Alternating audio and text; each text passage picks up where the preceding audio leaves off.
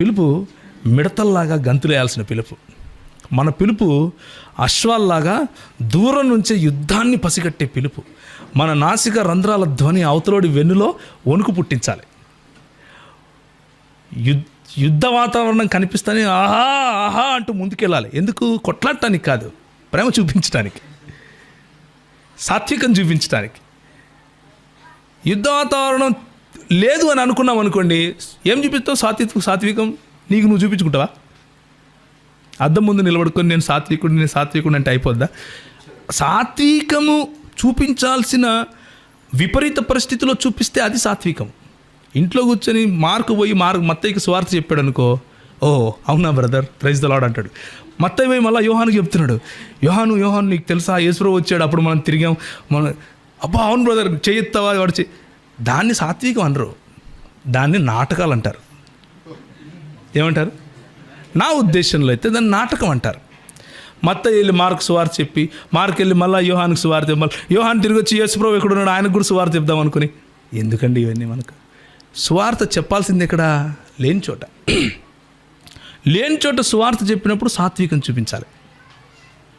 లేని చోట సువార్త చెప్పినప్పుడు సాత్వికం ఎలా చూపిస్తారు అంటే, మిడతల వలె గంతులేసినప్పుడు, అశ్వముల వలె దూరము నుంచే యుద్ధాన్ని పసిగట్టినప్పుడు, ఉద్దండ కోపముతో ముందుకు పరిగెట్టినప్పుడు, క్రీస్తుకు విరోధంగా వచ్చే ప్రతి ఆలోచనను చెరపట్టి ఆయన పాదాల దగ్గరికి తీసుకొని రావాలి అన్న ఆత్మస్థైర్యంతో ముందుకెళ్ళినప్పుడు తగ్గించుకుంటాం.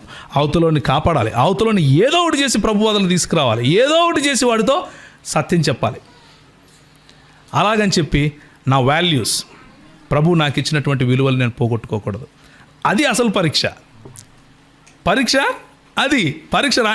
మనం అప్లికేషన్ పెట్టుంటాం, పరీక్ష పేపర్ తీసుకోం, అసలు ఎగ్జామ్ హాల్లో లేకుండా బయట కూర్చొని చెప్తుంటాం అన్నీ సాత్వికంగా ఉండాలి. పరీక్ష లేకపోతే సాత్వికంగా ఉన్నామో లేదో తెలుస్తుంది. ముందు కాలు పెట్టు. ఒక ఆయన ఉన్నాడు, అతని వయసు ఒక 28 ఉంటాయి అనుకోండి.